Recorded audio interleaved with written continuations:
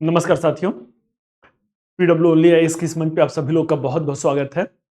आइए जो है संभव बैच की श्रृंखला में हम लोग मध्यकालीन भारतीय इतिहास के अगले चैप्टर की तरफ बढ़ा जाएगा और आज चैप्टर नंबर 11 हम लोग को करना है। और आज का जो हम लोग का टॉपिक होगा, जो विषय वस्तु होगा, भारत में सांस्कृतिक विकास 13वीं से 15वीं शताब्दी तक भारत में सांस्कृतिक विकास। तो आइए जो है बिना देर किए फटाफट हम लोग जो है शुरू करते हैं। शुरू करने से पहले ये जो भी क्लासरूम आप लोगों के साथ किया जा रहा है, इसका सारा पीडीएफ आप लोग को मेरे टेलीग्राम चैनल पर मिल जाएगा। लिंक के डिस्क्रिप्शन बॉक्स में टेलीग्राम लिंक का आईडी है, history in Hindi by Anil sir, आप उससे जुड़ जाइएगा। इस सीरीज के अंतर्गत जो है टेलीग्राम सीरीज पर जो है मेंस आंसर राइटिंग की श्रृंखला चल रही है, मॉडल आंसर प्रोड्यूस किया जा रहा है। आप उससे जो है प्री के साथ साथ अपने मेंस की भी तैयारी को आयाम दे सकते हैं। तो चलिए फटाफट बिना देर किए हम लोग जो है आज का विषय वस्तु जो है कैरी ऑन करते हैं। तो आज का हम लोग का जो मुद्दा है वो क्या है? तो आज का मुद्दा जो है भारत में सांस्कृतिक विकास है। भारत में सांस्कृतिक विकास है। और यह सांस्कृतिक विकास कब से कब तक है? तो सांस्कृतिक विकास जो है 13वीं से 15वीं शताब्दी तक है। 13वीं से 15वीं शताब्दी के मध्य तक है। तो एक तरीके से कह सकते हैं कि सल्तनत काल में जो है स्थापत्य कला कैसा है, इस समय काल में जो है भक्ति और सूफी आंदोलन जो है वो चल रहा है, जो भाषा और साहित्य है उसके संदर्भ में इस चैप्टर में हम लोगों को डील करना है। तो शुरू करते हैं हम लोग जो है कि सांस्कृतिक विकास के अंतर्गत कौन सा सांस्कृतिक विकास हो रहा है भाई? तो यह काल जो है सल्तनत काल है। और सल्तनत काल में कौन सी संस्कृति है? तो सल्तनत काल में जो है एक समन्वित संस्कृति का विकास होता है। समन्वित संस्कृति का विकास होता है। यह जो समन्वित संस्कृति है, ये कौन सी संस्कृति है? तो ये जो है हिंद इस्लामिक संस्कृति है। हिंद इस्लामिक जो है संस्कृति है। इंडो इस्लामिक जो है सिंथेसाइज्ड कल्चर है। तो शुरू में जैसे ही इस्लामिक आक्रमण होता है तो भारतीय जो शासक वर्ग है या भारतीय जो आम जनमानस वर्ग है तथा एक विदेशी जो संस्कृति है उनके मध्य टकराव का दौर रहता है। धीरे धीरे समय के धारा प्रवाह में क्या होता है? समय के धारा प्रवाह में अब लोगों को यह एहसास होता है कि जीना यहां, मरना यहां, इसके सिवा जाना कहां। इस तरीके से जब एक ही जगह पे रहना है, एक ही साथ में रहना है, तो जो एक वैचारिक खाई बना हुआ था, एक अविश्वास की खाई बना हुआ था, अब धीरे धीरे जो प्रगतिशील वर्ग है, बुद्धिजीवी वर्ग है, वह भाईचारे की बात कर रहे हैं, सामाजिक बंधुत्व की बात कर रहे हैं और दोनों संस्कृतियों में मेल जोल बढ़ना शुरू होता है। और इस बढ़ते मेल जोल के साथ जो है एक समन्वित संस्कृति, सिंथेसाइज्ड कल्चर का विकास होता है, जिसे इंडो इस्लामिक कल्चर के रूप में देखा जाता है। तो इसके अंतर्गत हम लोगों को क्या क्या देखना है? तो इसके अंतर्गत हम लोगों को जो है हिंद इस्लामिक संस्कृति के अंतर्गत जो है स्थापत्य कला को देखना है। सल्तनत कालीन जो स्थापत्य कला है वो किस रूप में है? सल्तनत कालीन स्थापत्य कला जो है ये किस रूप में है? तो सल्तनत कालीन जो स्थापत्य कला है, अगर इस पे बातचीत किया जाए भाई तो कहां से शुरू होगा? तो ये जो स्थापत्य कला है कई चरणों से होकर के गुजरता है। सल्तनत कालीन स्थापत्य कला का जो क्रमिक विकास होगा वो किस रूप में होगा? तो इसका जो क्रमिक विकास होगा वो किस रूप में होगा? तो सल्तनत कालीन स्थापत्य कला जो है पहले गुलाम वंश के दौर से गुजरेगी, फिर खिलजी वंश है, फिर इसके बाद तुगलक वंश है, सैयद वंश का कोई योगदान नहीं है, और लोदी वंश है। तो ऐसा थोड़ी था भाई, प्रयास तो मोहम्मद गौरी ने भी किया ही हुआ था। एक ही बार में वो भारत की विजय थोड़ी कर लेते हैं। तो जब भारत में इस्लामिक शासन की स्थापना होता है और इसके साथ ये फैसला होता है कि अब भारत में ही रहना है, तो एक व्यापक इनका राजनैतिक वर्ग है, एक व्यापक जो है प्रशासनिक वर्ग है, और साथ ही साथ जो इस्लामिक समाज के लोग हैं, तो पहली इस्लामिक शासन की स्थापना के साथ उनका प्राथमिक उद्देश्य क्या था भाई? तो अपने दिन प्रतिदिन के जो धार्मिक क्रियाकलाप हैं उसको संपादित करने के लिए कुछ धार्मिक स्थलों की आवश्यकता होती है। जिन धार्मिक स्थलों की आवश्यकता होती है उसके अंतर्गत वो क्या करते हैं? तो उसके अंतर्गत वो जो है कुछ इमारतों का निर्माण करते हैं, इबादत के लिए, पूजा के लिए कुछ इमारतों का निर्माण करते हैं। तो प्रारंभिक तौर पे कौन सा है? तो प्रारंभिक तौर पे जो है गुलाम वंश के समय में कुव्वत उल इस्लाम मस्जिद है। कुव्वत उल इस्लाम मस्जिद है। प्रारंभ में ये कुव्वत उल इस्लाम मस्जिद जो रहता है वो क्या रहता है? तो प्रारंभ में एक जैन मंदिर था। प्रारंभ में एक जैन मंदिर था। बाद में फिर क्या होता है? बाद में ये एक वैष्णव मंदिर हो जाता है, और उसके बाद में क्या होता है? इसी वैष्णव मंदिर को तोड़कर और इन्हीं ईंट पत्थरों से अपने इबादत के लिए, अपने पूजा के लिए कुब्बत उल इस्लाम मस्जिद की स्थापना किया जाता है। धीरे धीरे इनका साम्राज्य विस्तार होता है। इस्लामिक साम्राज्य का उत्तर भारत में विस्तार होता है, फिर खिलजी वंश के काल में दक्षिण भारत में भी विस्तार होता है।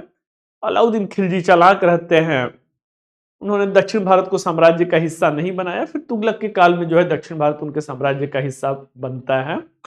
फिर धीरे धीरे ये इस्लामिक संस्कृति दक्षिण भारत की तरफ भी बढ़ना शुरू होती है। तो साम्राज्य विस्तार के अंतर्गत उत्तर भारत में ही जो साम्राज्य विस्तार हो रहा है, तो अब धीरे धीरे वहां पर भी इस्लामिक स्थापत्य की कुछ इमारतें जो है वो बननी शुरू होती है। तो इसी तरह से कुव्वत उल इस्लाम मस्जिद की तरह ही 2.5 दिन का झोपड़ा है। 2.5 दिन का झोपड़ा है। तो 2.5 दिन का झोपड़ा प्रारंभ में क्या रहता है भाई? तो यह जो है प्रारंभ में, अभी मैंने कहा ना कुछ इमारतों को तोड़ करके ये बना रहे हैं, तो प्रारंभ में यह एक मठ था, एक मठ था, और इसे भी तोड़ करके जो है इस्लामिक स्थापत्य में इसे रूपांतरित किया जाता है, इसे जो है प्रतिस्थापित किया जाता है। तो अब हम देखते हैं भाई कि ये कुछ ऐसी इमारतें हैं जो वो बना रहे हैं। तो इस्लामिक स्थापत्य की विशेषताएं क्या हैं? अगला बच्चों जो हम लोग का मुद्दा हो जाएगा वो इस्लामिक स्थापत्य की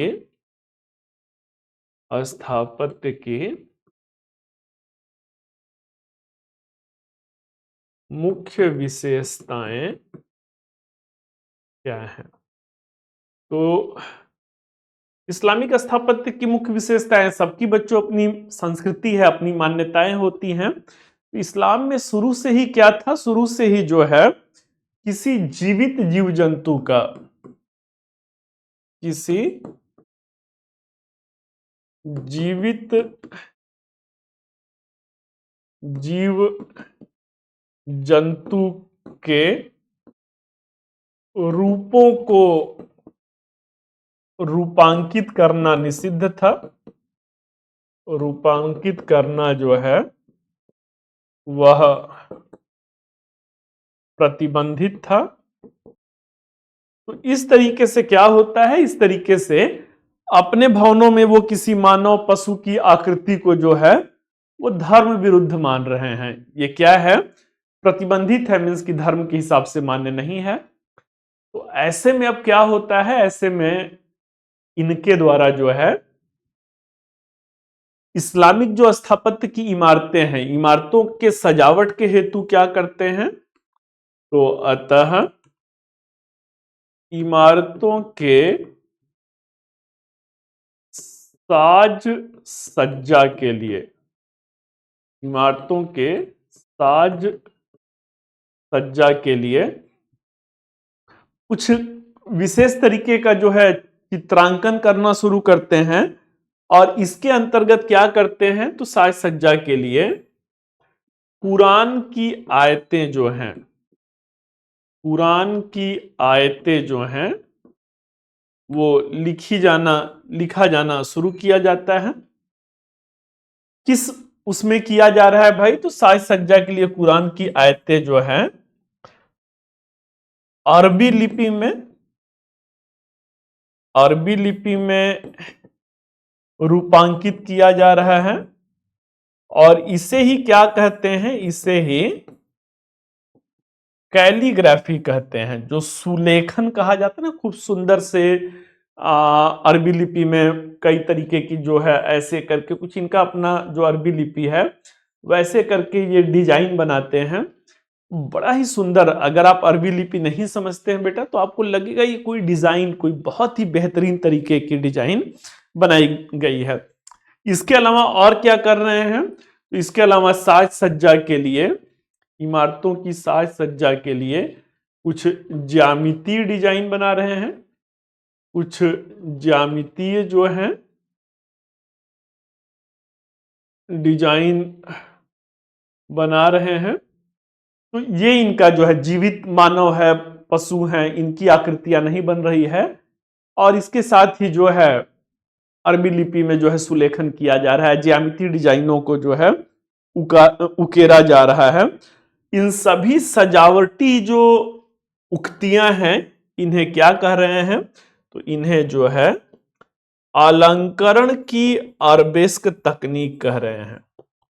जो भी ये बच्चों इमारतों की रूप सज्जा है इसे जो है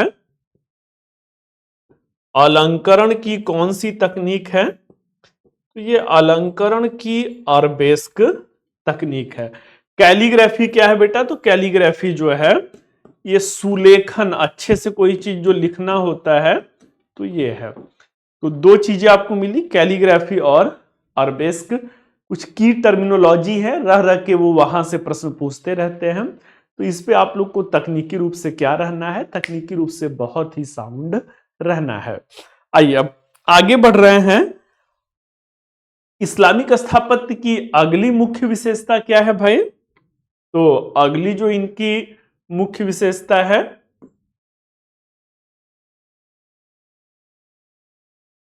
अगली जो इनकी मुख्य विशेषता है वो क्या है, तो इस्लामिक स्थापत्य की अगली जो इनकी मुख्य विशेषता है वो क्या है, तो मुख्य विशेषता जो है मेहराब और गुंबद का निर्माण है। भवन संरचना में, भवन संरचना में मेहराब और गुंबद का निर्माण है। अब मेहराब और गुंबद जो है इनकी अपनी मौलिक संरचना नहीं थी, मौलिक संरचना नहीं थी। ऐसा नहीं था कि ये इस्लामिक स्थापत्य की देन था, पहली बार जो मेहराब और गुंबद जो है इन्हीं के भवनों में बनने शुरू हुए। अपितु इन्होंने इसे कहां से लिया था, तो अपितु इन्होंने इसे जो है रोमन साम्राज्य से ग्रहण किया था। जो बैजेंटाइन साम्राज्य रहता है तो इसे यूरोपीय मैं कर लेता हूं, यूरोपीय स्थापत्य कला से लिया हुआ था। तो प्राचीन काल में द ग्रेट रोमन एम्पायर हुआ करता था, उसी का एक हिस्सा आप बैजेंटाइन साम्राज्य को भी मान सकते हैं। तो वहां से इन्होंने लिया हुआ था। प्राचीन भारत में भी इसका प्रयोग था, मंदिरों में गुब्बद का प्रयोग देख सकते हैं। मेहराब ऐसा नहीं था कि भारतीय भी इससे एकदम पूर्णतः अनभिज्ञ नहीं थे, बल्कि सीमित प्रयोग जो है वो हो रहा है। तो अब बच्चों मुद्दे की बात है कि ये मेहराब क्या है। तो मेहराब जो इनका भवन का प्रवेश द्वार है, भवन का जो प्रवेश द्वार है वो साधारण ना होकर के कुछ इस तरीके से होता था। वो साधारण ना होकर के कुछ इस तरीके से होता था। तो this is the entrance gate. ये इनका क्या है, ये इनका जो है प्रवेश द्वार है। अब भाई गुंबद क्या है, तो गुंबद एक सामान्य सा आप समझ ही सकते हैं कि ये इनकी जो है गुंबद की संरचना है, गुंबद की रचना है। ये दोनों क्यों आखिरकार एक मुद्दा बन सकता है भाई ने कि ये मेहराब क्यों जो है संरचना में आ रहा है, गुंबद क्यों आ रहा है। तो वस्तुतः जो है भवन को भव्यता देने के लिए, भवन संरचना को भव्यता प्रदान करने के लिए, भव्यता प्रदान करने के लिए इसका प्रयोग किया जा रहा है। आगे चल करके क्या देखेंगे, तो आगे चल करके लोदी वंश में, यह भी बच्चों प्रश्न पूछा गया है, लोदी वंश में हमें क्या दिखता है, दोहरे गुंबद का प्रयोग दिखता है। दोहरे गुंबद का प्रयोग दिखना शुरू होता है। मीन्स की भवन संरचना को जो भव्यता प्रदान करने का दृष्टिकोण है, इसके अंतर्गत क्या है भाई, तो डबल डोम का प्रयोग कर रहे हैं। एक गुंबद ये हो गया, इसके ऊपर जो है ये दोहरा गुंबद है। तो उत्तर भारत में बेटा गर्मी भी, अभी देखिए गर्मी का मौसम अब आने वाला है। उस जमाने में एसी, फ्रिज, कूलर ये सब नहीं होते थे। तो ऐसे में भवन को शीतलता देने के लिए क्या होता था, एक गुंबद के ऊपर दूसरा गुंबद, मीन्स की भवन क्या रहेगा, ठंडा रहेगा।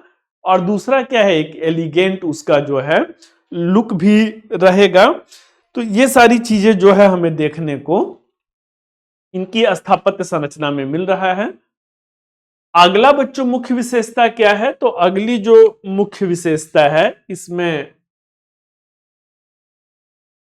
जो मुख्य विशेषता है, तो तुगलक काल में क्या है, तुगलक काल जो रहता है, सल्तनत काल में तुगलक काल जो रहता है वो असल में एक तरीके से आर्थिक दृष्टिकोण से पतन का काल रहता है। मोहम्मद बिन तुगलक को आपने देखा था, 5-5 योजनाएं उन्होंने चालू किया था और पांचों योजनाएं एक एक करके क्या हो गई थी, असफल हो गई थी। जो पांचों योजनाएं एक एक करके असफल हो रहा है, इससे क्या हो रहा है भाई, तो इससे जो है आर्थिक रूप से दबाव की स्थिति रहती है। ये वही मोहम्मद तुगलक है जिन्होंने सांकेतिक मुद्रा का प्रचलन किया। इतने नकली सिक्के ढाले गए कि बाद में इनके शाही टकसाल के अध्यक्ष भी असली और नकली में फर्क नहीं कर पाए। तो फिर उन्हें ओरिजिनल जो ट्रू कॉइन्स हैं उससे जो है इन्हें एक्सचेंज, नकली सिक्कों को एक्सचेंज करना पड़ा। तो अर्थव्यवस्था में दबाव की स्थिति है। तो तुगलक काल में कैसे भवन बन रहे हैं भाई, तो तुगलक काल में सादे प्रकार के किंतु भव्य भवन संरचना, भव्य भवन संरचना बन रही है। मतलब जो दीवारों पे बहुत ज्यादा अलंकरण है वो चीजें तुगलक नहीं कर पा रहे हैं, आर्थिक रूप से दबाव स्थिति है। लेकिन भव्य दीवारें, बड़ी बड़ी भवन बड़े बड़े हैं। तो भव्य भवन संरचना इस दृष्टिकोण से क्या होता है, इस दृष्टिकोण से तुगलक काल में बच्चों जो है ऊंचे चबूतरे पर, ऊंचे चबूतरे पर भवनों का निर्माण किया जा रहा है। ऊंचे चबूतरों पर भवनों का निर्माण किया जा रहा है। तो आज भी घर का नींव जो जिसे कहते हैं, फाउंडेशन जो कहते हैं, तो नींव लोग ऊंचा दिलाते हैं क्योंकि भवन देखने में बहुत सुंदर, अत्यधिक सुंदर दिखाई देता है। तो ये बच्चों एक अगली विशेषता है कि तुगलक काल में सादे प्रकार के भवन हैं। लोदी वंश में जो है दोहरे गुंबदों का प्रयोग हो रहा है। अब आगे बढ़ रहे हैं।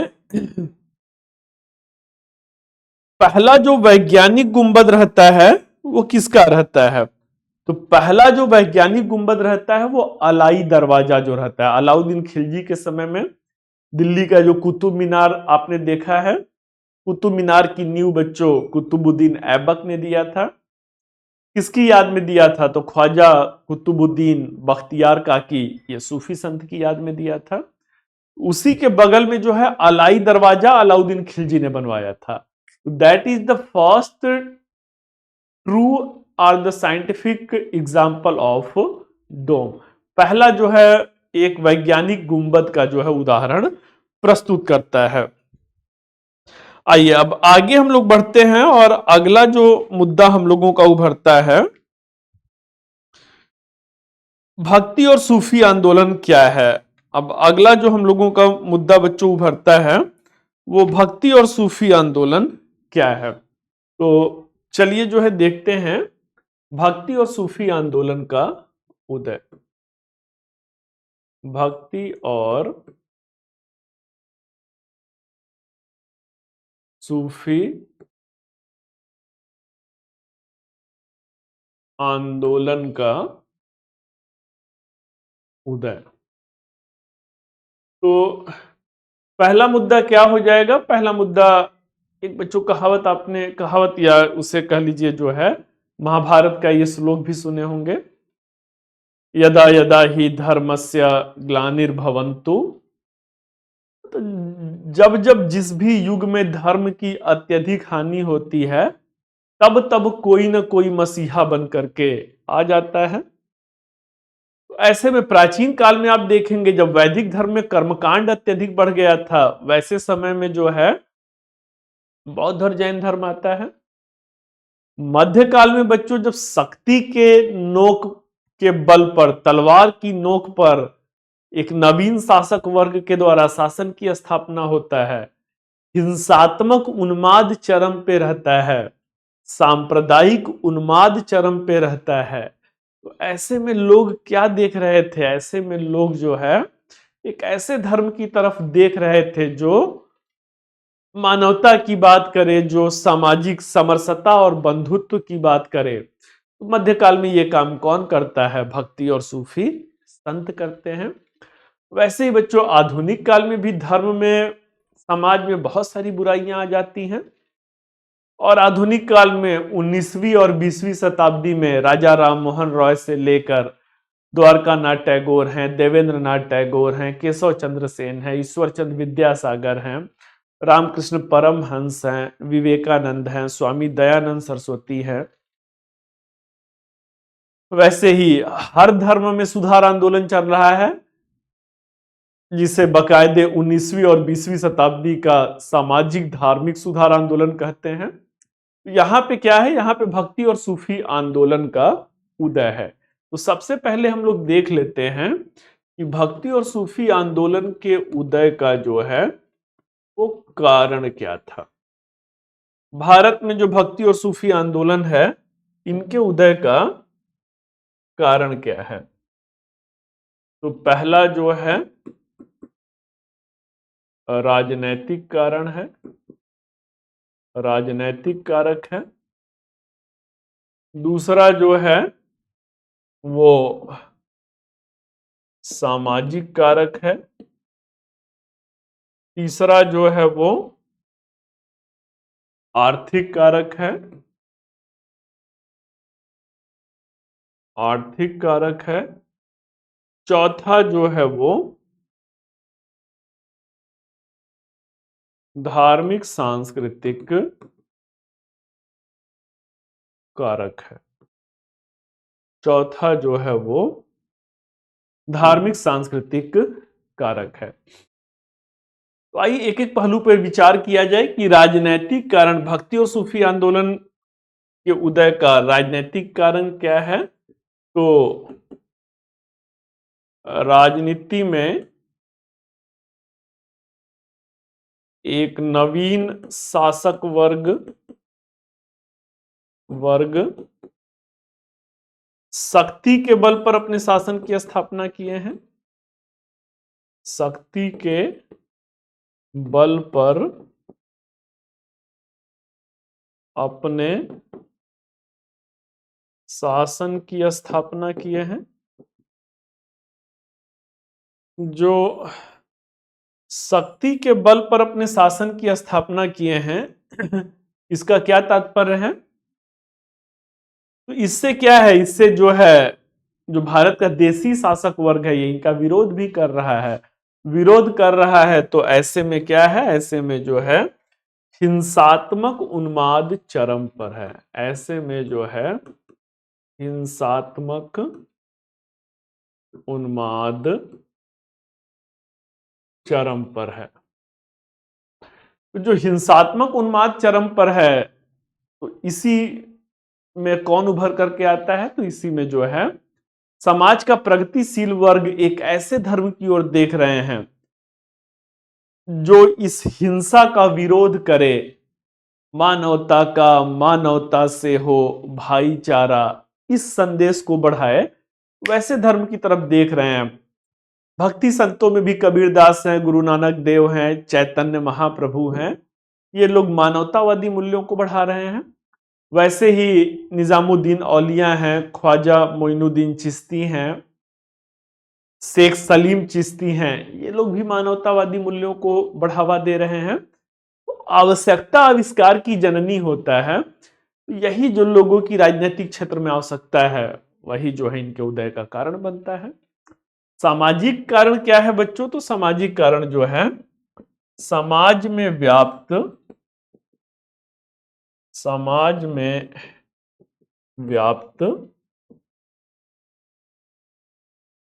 बुराइयां। तो जो समाज में व्याप्त बुराइयां हैं, whatsoever are the social evils prevailing in our society. अब समाज में व्याप्त बच्चों बुराइयां क्या हैं, तो समाज में व्याप्त बुराइयां जो हैं सती प्रथा है, बाल विवाह है, बहु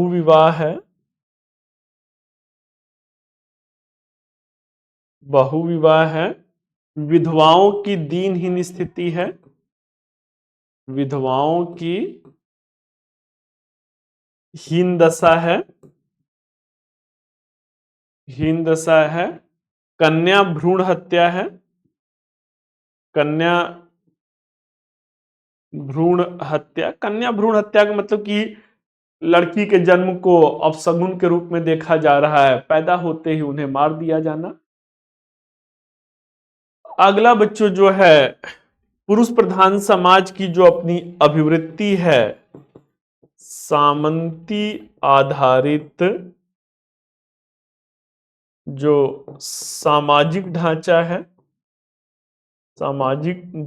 है। अगला देना चाहते हैं तो पर्दा प्रथा या हिजाब की जो प्रथा है, ये सारी समाज में बुराइयां हैं। और कुछ बच्चों देना चाहते हैं तो अस्पृश्यता की भावना है, और जो है दासों की दयनीय स्थिति है, दासों की दयनीय स्थिति जो है। तो ये सारे क्या हैं, ये सारे समाज के सामाजिक बुराइयां हैं। समाज का जो एक प्रगतिशील वर्ग है, वह प्रगतिशील वर्ग कहां पे देख रहा है, तो वो देख रहा है कि ऐसे धार्मिक वर्ग में कुछ धार्मिक संत उभर करके आए जो इन सामाजिक बुराइयों का खुले मंच से विरोध करें और एक सामाजिक प्रगतिशीलता की तरफ समाज को दिशा निर्देशित करें। दोनों धर्मों से बच्चों, भक्ति आंदोलन से भी, सूफी आंदोलन से भी ये संत उभर करके आते हैं। जैसे चिश्तिया शाखा है, चिश्तिया शाखा में बच्चों ख्वाजा मोइनुद्दीन चिश्ती की ही बात कर लिया जाए, या हमीदुद्दीन नागौरी हैं, या भक्ति संतों में कबीर दास हैं, गुरु नानक देव जी हैं। इन्होंने अपने खानकाहों में, अपने मठों में सभी धर्म के लोगों को समान भाव से सम्मान दिया। चिश्तिया शाखा के संत तो बच्चों राजनैतिक वर्ग से ही दूरी बना के रखते थे। मोइनुद्दीन चिश्ती जो है वो दिल्ली छोड़ करके अजमेर में अपनी खानकाह बनाए हुए हैं।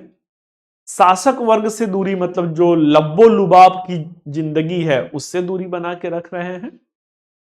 ये क्या है बच्चों? ये समता मूलक समाज है। अपने खानकाहों में, अपने मठों में बिना जाति के भेदभाव के सबको समान रूप से जो है भाव देना। इस तरीके से क्या है, इस तरीके से इन्होंने एक नई दिशा दिखाई। भक्ति और सूफी आंदोलन ने समाज को एक रचनात्मक दिशा दिखाया, जो कि इनकी लोकप्रियता का कारण बना, और यही लोकप्रियता अंततः समाज में इनको उदय के मार्ग को जो है प्रशस्त करते हैं। आर्थिक दृष्टिकोण से देखा जाए बच्चों तो क्या है, तो आर्थिक दृष्टिकोण से जो है धर्म एक बार पुनः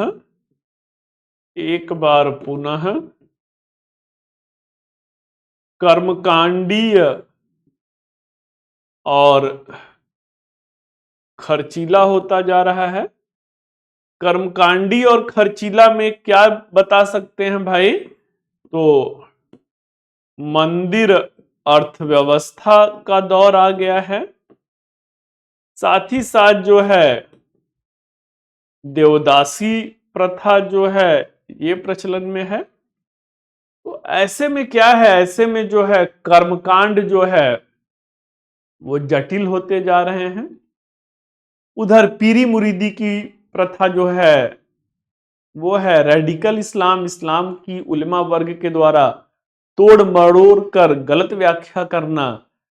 तो समाज में क्या है, समाज में कर्मकांड बढ़ता जा रहा है। धर्म जो है, धार्मिक क्रियाकलापों को संपादित करना कठिन होता जा रहा है। तो फिर से समाज, जैसे 6ठी शताब्दी ईसा पूर्व में बौद्ध और जैन धर्म है, समाज कैसा देख रहा था? तो सादा सरल धर्म की तरफ देख रहा था। वही अब मध्यकाल में भी होता है। रैदास जैसे संत आते हैं और कहते हैं मन चंगा तो कठौती में गंगा। मन चंगा तो कठौती में गंगा मीन्स की बहुत आडंबर और भाव भंगिमा बनाने से भगवान खुश नहीं होते हैं, बल्कि मन को स्वस्थ रखने से, मन को साफ रखने से। कठौती में गंगा मतलब जहां चाह है वही राह है, जहां भाव है वही भगवान है। तो इस तरीके से जो है अब एक सादगीपूर्ण, सीधे साधे धर्म को जो है भक्ति के माध्यम से लाया जा रहा है। वही काम सूफी संतों के द्वारा किया जा रहा है, जो इनके उदय का कारण बनता है। धार्मिक सांस्कृतिक कारण में बच्चों दे सकते हैं कि धार्मिक क्रियाकलाप जो रहते हैं वो जटिल हो गए थे। सांस्कृतिक कारणों में दे सकते हैं कि धर्म की गलत तरीके से तोड़ मरोड़ कर जो व्याख्या किया जा रहा है। ये सारे पहलू क्या हैं? ये सारे पहलू जो है, जैसे देवदासी प्रथा ही मैं कहा, ये धर्म का क्या है? ये धर्म का एक स्याह पहलू है। किसी भी परिवार की लड़की को कह दिया जाता था कि देवताओं ने इन्हें पसंद किया है, अब इन्हें क्या होना है? तो मंदिर में भगवान रहते हैं, भगवान को ही देव देवता देव कहते हैं। तो देवदासी मतलब देवता की अब दासी बनकर रहना है। शाम के समय में बच्चों जब स्तुति होता था तो वैसे समय में नृत्य संगीत किसके द्वारा किया जाता था? इन्हीं देवदासियों के द्वारा किया जाता था। आगे चल करके वही नृत्य संगीत बच्चों जो है क्लासिकल डांस और क्लासिकल म्यूजिक, शास्त्रीय नृत्य और शास्त्रीय संगीत के उद्भव और विकास का कारण बनता है। तो चलिए भाई, ये क्या हो गया? ये भक्ति और सूफी आंदोलन का उदय हो गया। अब हम लोग कहां पे बढ़ते हैं? तो अब हम लोग जो है प्रमुख भक्ति संतों की तरफ बढ़ते हैं। प्रमुख जो हैं भक्ति संत कौन से हैं? तो भक्ति आंदोलन की शुरुआत कहां से हुआ था? भक्ति आंदोलन की शुरुआत भक्ति आंदोलन की शुरुआत दक्षिण भारत से हुआ था। दक्षिण भारत से हुआ था। किसने इस शुरुआत को वो किया था भाई? तो शुरुआत को दक्षिण भारत में अलवार संत हैं। और कौन है भाई? तो अलवार के साथ साथ जो हैं नैनार संत हैं।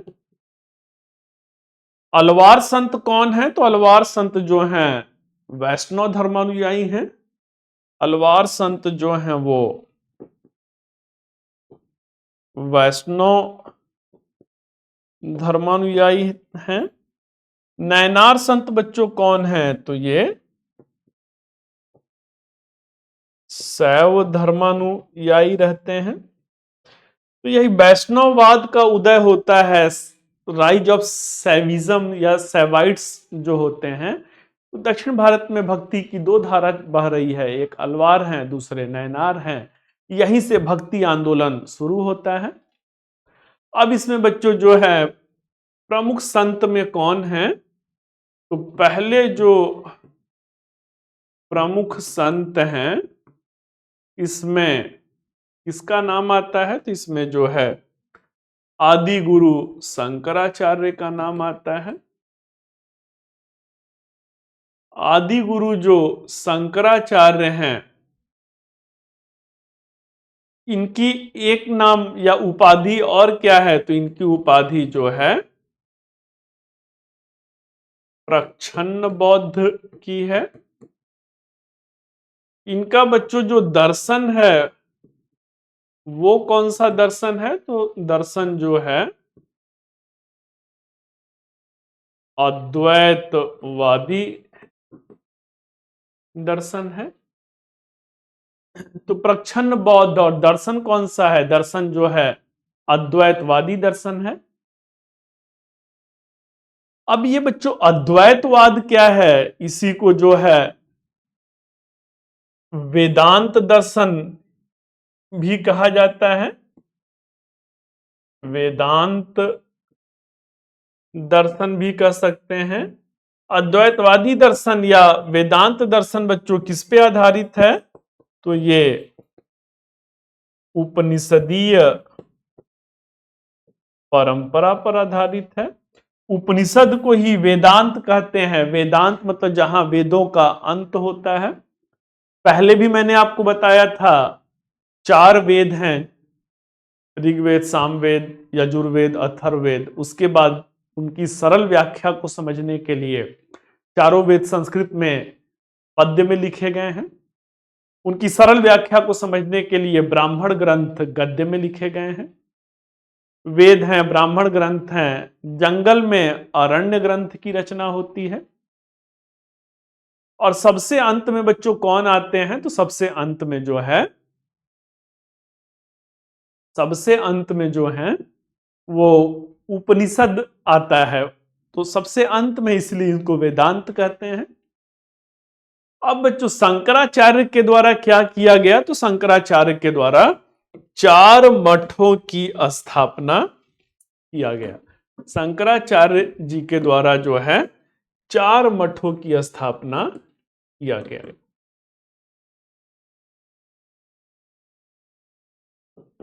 चारों दिशाओं में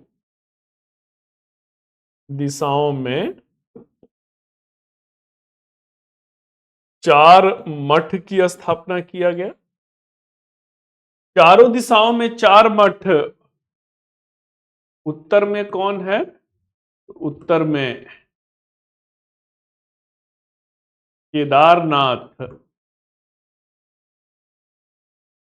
बद्रीनाथ है। दक्षिण में बच्चों जो मठ है वो कौन सा है? तो दक्षिण में जो है श्रृंगेरी है, पूरब में कौन सा है, तो पूर्व में जो है पुरी है, पश्चिम में कौन सा मठ है भाई, तो पश्चिम में जो है द्वारका है। तो इस तरीके से चारों दिशाओं में 4 मठों की स्थापना करते हैं। भारत का एक राष्ट्र के रूप में जो एकीकरण है, अधिकांश दौर तो विकेंद्रीकरण का है, मतलब अरे भाई अगर मौर्य काल को छोड़ दीजिए, मुगल काल को छोड़ दीजिए, अपवाद में कुछ जैसे गुप्त काल में भी बेटा पूरा सेंट्रल इंडिया जो रहता है, मतलब एकीकृत भारत नहीं रहता है। दक्षिण भारत लगभग अछूता रहता है, वाकाटक वंश है और छोटे छोटे वंश, मतलब उत्तर भारत में ही गुप्त है। अगर पूरा भारत को कहा जाए तो 2 कालखंड ही ऐसे आते हैं, एक मौर्य वंश है, दूसरा मुगल वंश है। तो इस तरीके से अपवाद में अगर इन दोनों को छोड़ दिया जाए तो राष्ट्र की भावना थी ही नहीं। चारों दिशाओं में 4 मठों की स्थापना, मतलब ये समस्त राष्ट्र एक ही सनातन परंपरा का हिस्सा है, अंग है। ये बात किसने हमारे दिलो दिमाग में डाली, तो आदि गुरु शंकराचार्य ने डाला। और यही आगे चल करके बच्चों क्या होता है, भारत के जो हैं पवित्र 4 धाम यात्रा के रूप में, पवित्र 4 धाम यात्रा के रूप में लोकप्रियता प्राप्त किया। 4 धाम यात्रा के रूप में जो है लोकप्रियता प्राप्त किया। This was the scenario.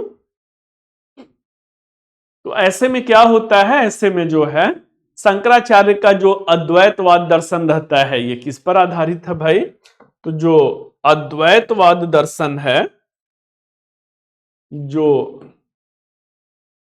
अद्वैतवाद दर्शन है, इसमें कौन है, तो इसमें जो है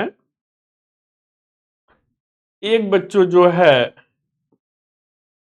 आत्मा है, दूसरी जो है माया है, और तीसरा जो है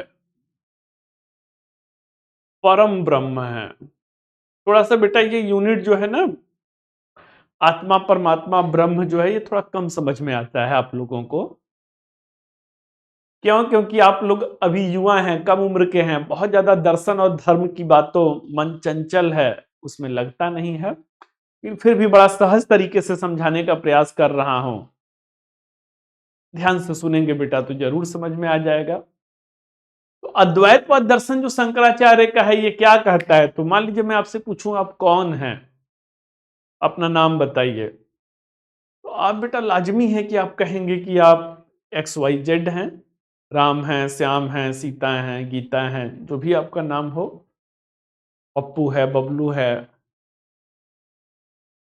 अद्वैतवाद दर्शन कहेगा कि नहीं, आप जो अपना बता रहे हैं भाई, अपनी पहचान आदमी नाम से ही तो बताता है। ये दर्शन कहता नहीं आप XYZ नहीं है, आप कौन हैं, तो कहा जाएगा कि आप आत्मा हैं। आत्मा ने क्या किया है, आत्मा ने इस चराचर जगत में, इस जीव जगत में, इस शरीर को, एक शरीर को धारण किया है। फिर कहते हैं भाई शरीर को धारण किया है, इस जीव जगत में आए हुए हैं। ये जीव जगत क्या है, तो इस जीव जगत को कहते हैं कि ये जीव जगत माया है। कहते हैं बच्चों ने कि सब मोह माया है, तो सब वही अद्वैतवाद दर्शन भी कर रहा है, सब बेटा मोह माया है। और कहते हैं कि ये माया का जो पर्दा है, ये माया का जो बंधन है, इससे हमें वास्तविक सच्चाई नहीं दिख रही है। पूछा जाए आपका उद्देश्य क्या है, तो आप कहेंगे सर IAS बनना है, PCS बनना है, समाज सेवा करना है। इनका कहना है कि नहीं बेटा, ये सब जो आप कह रहे हैं, ये सब माया, चूंकि आंखों के सामने माया का पर्दा है, माता हैं, पिता हैं, भाई हैं, बंधु हैं, नातेदार हैं, रिश्तेदार हैं, ये सब क्या है? ये सब माया है। यह लौकिक जो परंपरा है आप उसे ही देख पा रहे हैं। तो कहते हैं माया के पर्दा को हटाइए, तब आत्मा को अपने जीवन का चरम लक्ष्य दिखेगा। तो आत्मा का चरम लक्ष्य क्या है भाई? तो कहते हैं कि आत्मा का जो चरम लक्ष्य है वो परम ब्रह्म की प्राप्ति है। वो क्या है? परम ब्रह्म की प्राप्ति है। अब ये परम ब्रह्म क्या है भाई? तो जो परम ब्रह्म जो है वो क्या है? तो ये निराकार है, ये निर्विकार है। मतलब परम ब्रह्म का कैसे जाने भाई? जैसे भगवान की मूर्ति होती नहीं है, भगवान शिव हैं, गणेश हैं, और भी बहुत सारे उनका एक रूप है। अगर किसी भगवान का नाम लिया जाए, लोक लुभावन नटखट देवता कृष्ण, मन में क्या है? एक इमेज उभरता है ना, मन में एक चित्र उभरता है। अब शंकराचार्य से पूछा जाता है ये परम ब्रह्म कैसे हैं? तो कहते हैं कि बेटा ये निराकार है, इनका कोई आकार है ही नहीं, निर्विकार हैं और हर जगह हैं। आत्मा जब शरीर नश्वर है, जब शरीर को छोड़ता है, तो आत्मा का परम लक्ष्य क्या है? परम ब्रह्म की प्राप्ति है। ये इनका अद्वैतवाद दर्शन है। इनके विरोध में बच्चों कौन आते हैं? तो इनके विरोध में जो है रामानुजाचार्य आते हैं। रामानुजाचार्य ने क्या किया? तो रामानुजाचार्य ने अद्वैतवाद दर्शन का विरोध किया। और विरोध किस रूप में किया? तो अपना जो है विशिष्टाद्वैत दर्शन जो है इसे प्रतिपादित किया। आगे कौन है भाई? तो आगे जो है संत परंपरा में अगले प्रमुख संत कौन आते हैं? तो कबीरदास जी आते हैं। कबीरदास जी आते हैं। कबीरदास जी का समय काल कब से कब तक है? तो इनका समय काल लमसम 1440 से 1510 है। 1440 से 1510 है। कहां से रहते हैं बेटा? तो ये बनारस से रहते हैं। कई तरीके की उक्तियां हैं। एक कहा जाता है कि अविवाहित कन्या के गर्भ से हुए थे, दूसरी उक्ति है कि नहीं एक विधवा के गर्भ से हुए थे। जो भी सच्चाई था, लेकिन ऐसा था कि इनकी मां ने जो है लोक लाज के डर से इन्हें एक मंदिर के सामने छोड़कर चली गई थी। नीरू और नीमा नाम की दंपत्ति ने क्या किया? इनको लिया और इनका लालन पालन किया। तो ऐसे में क्या है? ऐसे में बचपन से ही बड़े ही तार्किक दृष्टिकोण के रहते हैं। कबीरदास की शिक्षा नहीं हुआ था, परंतु फिर भी क्या है? बचपन से ही इनका जो है बड़ा ही तार्किक दृष्टिकोण रहता है। तो जो तार्किक दृष्टिकोण रहता है बच्चों, तो इन्होंने क्या किया? इन्होंने जो है धार्मिक आडंबर और सामाजिक बुराइयों का, धार्मिक आडंबर और सामाजिक बुराइयों का विरोध किया, का जो है विरोध किया। So this was the scenario of the Kabir Das, that he vehemently opposed to the rituals and the social evils. इनके जो भी बच्चों शिक्षाएं हैं वो कहां पर हैं? तो इनकी शिक्षाएं जो हैं वो बीजक ग्रंथ है, बीजक ग्रंथ में मिलेगा। साथ ही साथ जो है साखी शबद रमैनी है, साखी है, शबद है, रमैनी है। तो इन सब में जो है इनकी शिक्षाएं दिखेंगी। इनके जो उपदेश की भाषा रहता है वो क्या है? तो जो उपदेश की भाषा है वो अर्धमागधी रहता है। अर्धमागधी मीन्स सधुक्कड़ी भाषा है। कहते हैं भाई गुरु गोविंद दोहू खड़े। अब खड़े क्या है? ये अर्धमागधी भाषा है। काकै लागो पाओ। अगर गुरु और गोविंद मतलब भगवान दोनों साथ में खड़े हों तो किसका पैर लगा जाए? बलिहारी गुरु आपने दियो गोविंद बताए। तो कहते हैं कि गुरु का पैर छूना है क्योंकि ये गुरु ही हैं जिन्होंने भगवान के बारे में बताया। बड़ा ही तार्किक चिंतन है। कहते हैं साईं इतना दीजिए जामे कुटुंब समाए, मैं भी भूखा ना रहूं, अतिथि न भूखा जाए। तो कहते हैं भगवान से कहते हैं यही बेटा आज का क्या है, यही आज का आपके यूएनओ का जो है सस्टेनेबल डेवलपमेंट गोल है, यही गांधी जी का जो है ट्रस्टीशिप सिद्धांत है। इतने पढ़े लिखे लोगों का सारा ज्ञान कबीरदास में आके विलीन हो जाता है। साईं इतना दीजिए मतलब क्या है? यही बेटा कह सकते हैं कि पूंजीवाद का विरोध जो है समाजवाद है। बहुत ज्यादा धन की जरूरत नहीं है, बस इतना दीजिए जामे कुटुंब समाए जिसमें परिवार का भरण पोषण हो सके। मैं भी भूखा ना रहूं मतलब कि इतना दीजिए कि भूखे पेट न सोना पड़े, अतिथि न भूखा जाए। तो कोई भी अगर अगर नातेदार रिश्तेदार या कोई भी भूखा आया तो उसे भी दो निवाला दिया जा सके। तो कबीरदास का बच्चों ये चिंतन है। इन्होंने जाति पाति की सभी भेदभाव का विरोध किया। हिंदू मुस्लिम एकता के समर्थक रहते हैं। इन्हीं के नक्शे कदम पर क्या होता है, इन्हीं के नक्शे कदम पर आगे चल करके गुरु नानक देव जी आते हैं। इन्हीं के नक्शे कदम पे बच्चों कौन आता है? तो गुरु नानक देव जी आते हैं।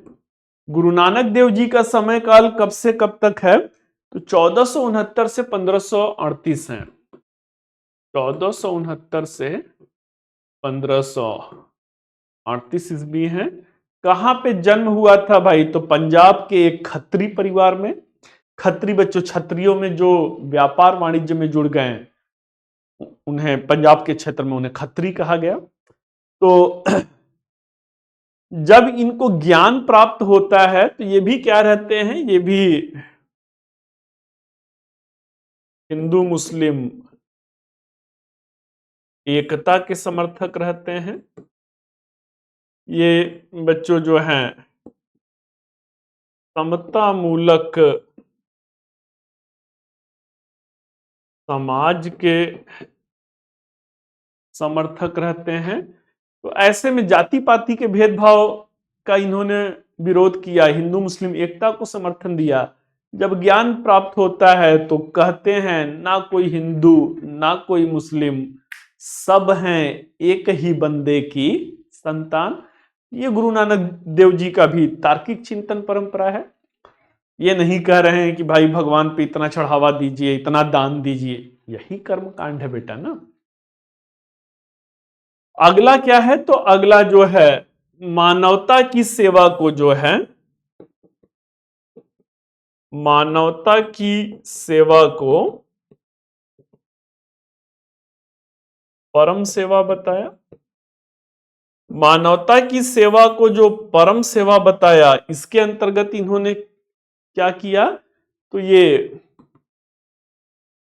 मूर्ति पूजा के विरोधी भी थे। मूर्ति पूजा के विरोधी थे बच्चों जो है। एकेश्वरवाद के समर्थक हैं। एकेश्वरवाद के समर्थक हैं। और क्या है? इन्होंने मानवता की सेवा परम सेवा के अंतर्गत लंगर प्रथा जो है ये सिख धर्म की मुख्य विशेषता है। लंगर प्रथा के अंतर्गत जो है, कभी किसी बड़े गुरुद्वारे में जाइए बेटा, आइए कभी दिल्ली में चांदनी चौक का नाम सुने हैं? चांदनी चौक में बड़ा ही फेमस शीशगंज गुरुद्वारा, या देश के किसी भी बड़े गुरुद्वारे में जाइए, जाएंगे तो वहां पर क्या है, वहां पर बड़े बड़े जो पंजाबी लोग हैं आप देखेंगे लंगर चल रहा है, मतलब भूखे को भरपेट भोजन करा दीजिए, यही ईश्वर की सेवा है। बेटा मंदिर में सैकड़ों लीटर दूध, हजारों लीटर दूध जो है किसी बड़े त्योहार पर, जैसे कल जो है महाशिवरात्रि था, तो ये मैं धर्म का विरोधी नहीं हूं बेटा, जो है मैं भी ईश्वर को मानता हूं, लेकिन मैं इनका दृष्टिकोण बता रहा हूं, सिख धर्म का दृष्टिकोण बता रहा हूं। इनका कहना है कि मूर्ति पर हजारों लीटर जो है दूध बर्बाद करना या फल फूल बर्बाद करने से बेहतर है कि भूखे का वो निवाला बन जाए, और एक भूखे का जो आशीष है, उनकी जो दुआएं हैं, वही सबसे बड़ी मानवता की सेवा के रूप में है। तो चलिए भाई, गुरु नानक देव जो रहते हैं, बाबा फरीद के विचारों से प्रभावित रहते हैं। किसके विचारों से प्रभावित थे? तो बाबा फरीद के विचारों से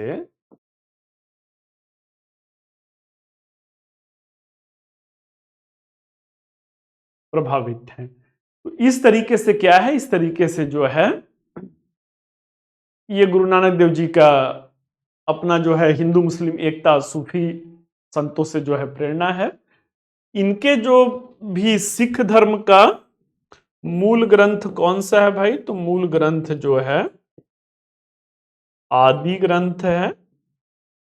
आदि ग्रंथ को सिख धर्म के पांचवें गुरु अर्जुन देव ने क्या किया था? अर्जुन देव ने संकलित किया था। तो ये भी बच्चों जो है आपकी एग्जाम में पूछा गया है। तो चलिए भाई, जो है इसके बाद जो है मीराबाई का नाम आता है। मीराबाई जो है राजपूत रियासत राणा सांगा की, जो है मेवाड़ की जो रियासत राणा सांगा की बहू रहती हैं। इनके पति भोजराज की मृत्यु, असामयिक मृत्यु हुआ था। राणा सांगा की भी खानवा के युद्ध के बाद मृत्यु होता है। पति नहीं है, ससुर नहीं है, राजमहल में पारिवारिक जो है क्लेश है, सत्ता की जो है लालच है। ऐसे में ये धीरे धीरे जो है सभी लोभ मोह से विरक्त करते हुए भगवान कृष्ण की आराधना में अपने को समर्पित करना शुरू करती हैं। धीरे धीरे इनकी लोकप्रियता बढ़ती है। जैसे जैसे लोकप्रियता बढ़ती है, वैसे वैसे शाही महल में इनके ऊपर लांछन लगता है। घर बार सब छोड़ करके प्रभु के सानिध्य में जाती हैं। और मीराबाई का बच्चों मेरे तो गिरधर गोपाल दूसरों न कोई। तो इस तरीके से कृष्ण भक्ति धारा की एक प्रमुख महिला संत के रूप में जो है मीराबाई उभर करके आती हैं। अगले बच्चों कौन है? तो इसमें एक और संत को लिया जाएगा, चैतन्य महाप्रभु हैं। चैतन्य महाप्रभु हैं। चैतन्य महाप्रभु का जन्म कहां पे हुआ था? तो नदिया जिला बंगाल में इनका जन्म हुआ था। नदिया जिला बंगाल में जो जन्म हुआ था, उपाधि क्या है? तो उपाधि जो है गौरांग महाप्रभु प्रभु की है। गौरांग महाप्रभु की उपाधि है।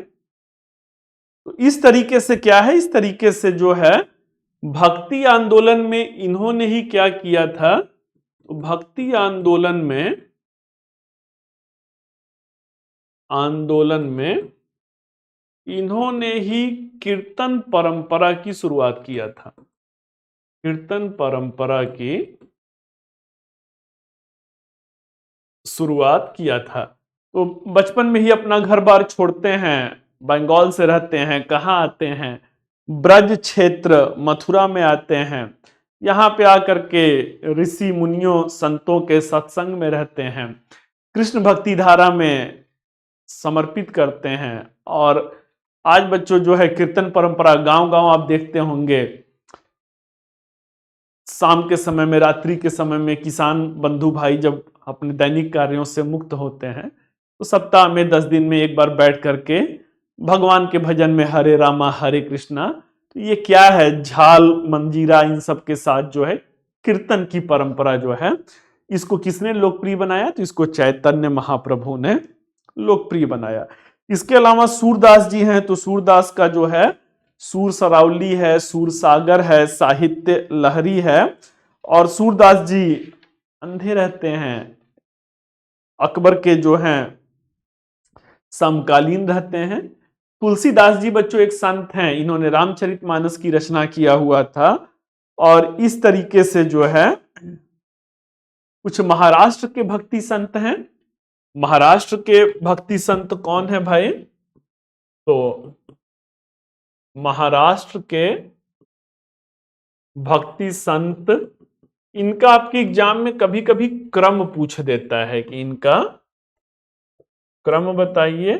तो क्रम बड़ा ही आसान है, नाम एक तुकाराम, तो नामदेव हैं, नामदेव। दूसरे जो हैं एकनाथ हैं। तीसरे जो हैं तुकाराम हैं।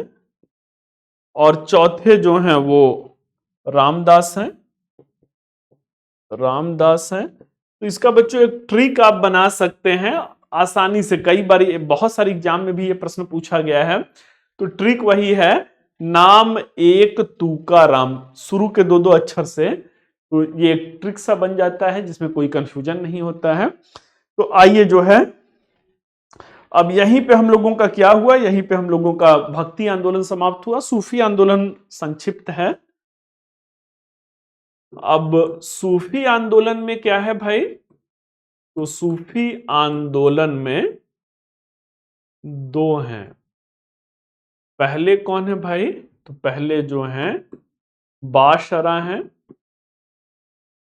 बाशरा हैं। और दूसरे जो हैं बेसरा हैं, बासरा और बेसरा। बासरा कौन है भाई? तो बासरा जो हैं इस्लामिक मान्यताओं को मानने वाले हैं। बासरा जो हैं वो इस्लामिक मान्यताओं को मानने वाले हैं। बेसरा जो हैं इन्हें नहीं मानने वाले हैं। अब बच्चों मुद्दे की बात है कि सूफी आंदोलन में कौन भारत में आए थे? बासरा आए हुए थे या बेसरा आए हुए थे? तो भारत में बच्चों जो है इस्लामिक मान्यताओं को मानने वाले ये आए थे। भारतवर्ष में इनका जो है आगमन हुआ था, भारतवर्ष में जो है इनका आगमन हुआ था। तो आइए देखते हैं कि जो सूफी आंदोलन है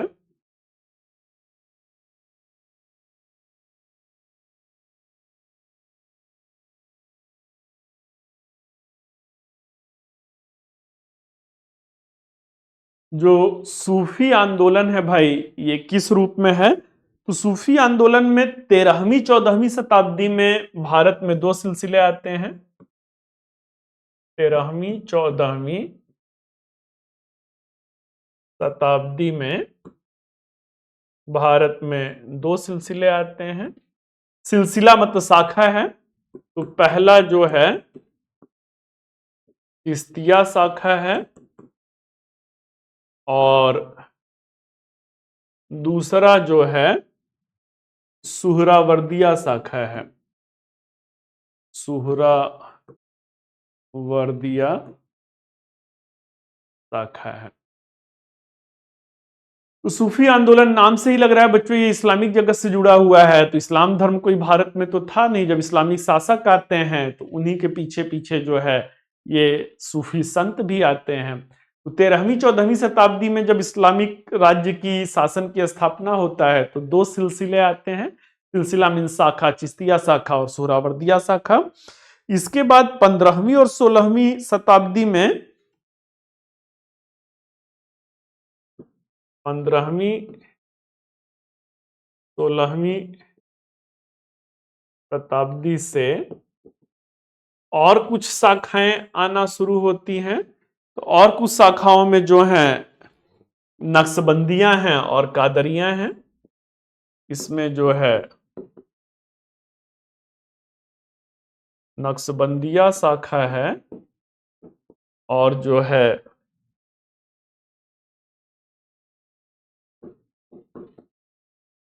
कादरिया शाखा है। नक्शबंदिया और कादरिया शाखा है। अगला क्या है भाई, तो कुछ क्षेत्रीय स्तर पे भी शाखाएं रहती हैं, जैसे कि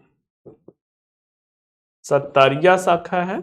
दारा सिको जो रहते हैं अकबर के जो सॉरी जो है शाहजहां के जो बड़े बेटे रहते हैं दारा सिको सत्तारिया सिलसिला या कादरिया सिलसिला के वो रहते हैं, समर्थक रहते हैं। तो चलिए बच्चों, ये क्या है, ये सूफी आंदोलन है। अब सबसे ज्यादा लोकप्रियता भारत में किसने पाया, तो सबसे ज्यादा लोकप्रियता चिश्तिया संतों ने पाया। चिश्तिया जो संत हैं ये सबसे लोकप्रियता प्राप्त करते हैं भारत में, सबसे लोकप्रिय होते हैं। क्यों भारत में सबसे लोकप्रिय होते हैं भाई, तो अपने उच्च आदर्शों के कारण और अपने सादगीपूर्ण जीवन के कारण।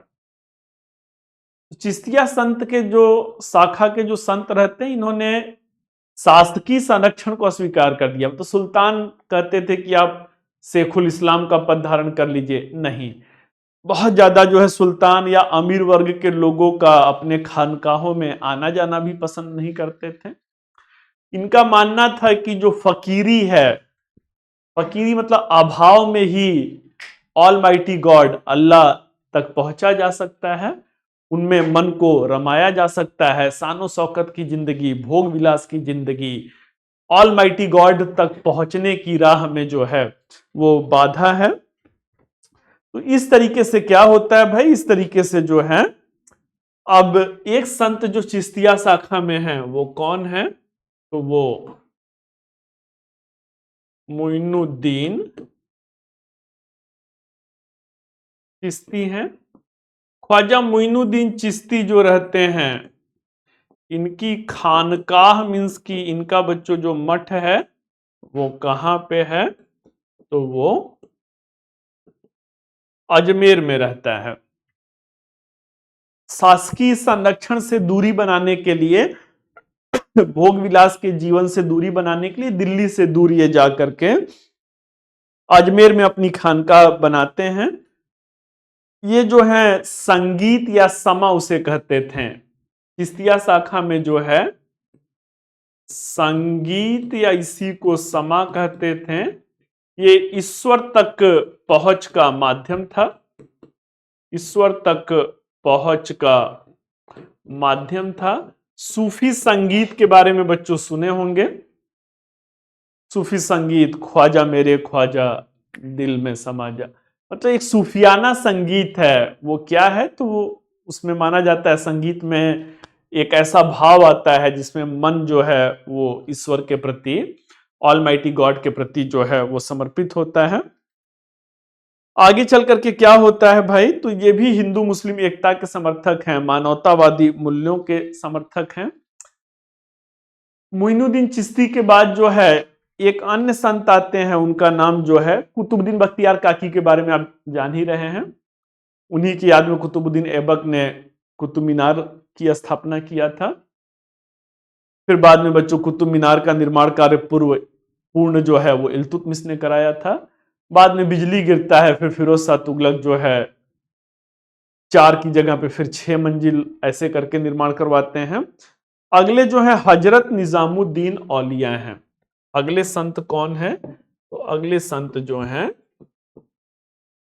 हजरत निजामुद्दीन औलिया साहब हैं। कहाँ पे रहते हैं? तो इनका खानकाह जो है दिल्ली में है। इनका मतभेद किसके साथ था? तो हजरत निजामुद्दीन औलिया का जो मतभेद है वो गयासुद्दीन तुगलक के साथ है। वो गयासुद्दीन तुगलक के साथ है। गयासुद्दीन तुगलक जब दिल्ली अभियान से लौट रहे होते हैं तो इन्हें ही ताकीद दिया था कि हमारे दिल्ली पहुंचने से पहले आप दिल्ली छोड़ दीजिए। तो हजरत निजामुद्दीन औलिया का बड़ा ही फेमस स्टेटमेंट रहता है और कहते हैं कि हुनूज दिल्ली अभी दूर अस्त, मतलब हुजूर दिल्ली अभी बहुत दूर है। गयासुद्दीन तुगलक के दिल्ली आते ही क्या होता है? दिल्ली आते ही तुगलकाबाद में वो जो लकड़ी का किला रहता है, जौना खां मतलब जो मोहम्मद बिन तुगलक हैं, ऐसा माना जाता है षड्यंत्र के तहत उस लकड़ी के किले को गिरा दिया जाता है और गयासुद्दीन तुगलक के प्राण पखेरु हो जाते हैं। तो इस तरीके से इन संतों की जो सिद्धहस्तता थी वो बहुत ज्यादा था भाई। यहीं पे आकर के बच्चों आप लोगों का जो है ये समाप्त होता है। नक्शबंदिया जो रहते हैं वो कट्टर शाखा रहती है। नक्शबंदिया शाखा ही जो रहता है वो औरंगजेब को समर्थन दिया था, उत्तराधिकार के संघर्ष में उनको समर्थन दिया था। औरंगजेब जब शहंशाह बन जाते हैं तो यही नक्शबंदिया जो समर्थन था वो इस शर्त पे था कि भारत भारत जो है इसे दारुल इस्लाम बनाएंगे, इसे इस्लामिक राज्य बनाएंगे। और जब शहंशाह बन जाते हैं तो औरंगजेब को जब नक्शबंदिया शाखा याद दिलाता है तो कश्मीर से लेकर के धर्मांतरण की नीति अपनाते हैं। और उसकी बच्चों जो है डीप में कुछ कहानियां हैं। सुहरावर्दिया सिलसिला के जो खानकाह रहते हैं ये मुल्तान और दिल्ली में रहते हैं। चिश्तिया शाखा शाही शानो शौकत को नहीं स्वीकार करते थे, परंतु सुहरावर्दिया शाखा जो है वो शाही संरक्षण को स्वीकार करता है। अगला बच्चों जो है सत्तारिया सिलसिला, ये बंगाल में है। शेख अहमद सत्तारी जो हैं वो इसके संस्थापक रहते हैं। तो चलिए जो है यहीं पर आप लोगों का ये चैप्टर भी जो है वो समाप्त होता है।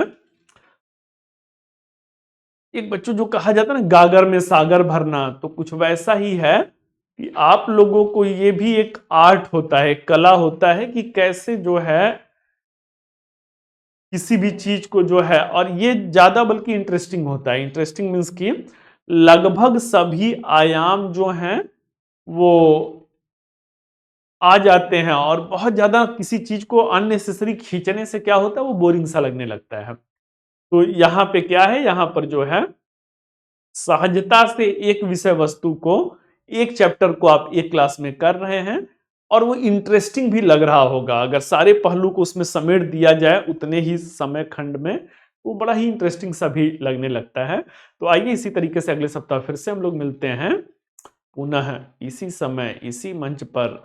Till then all the best, thank you.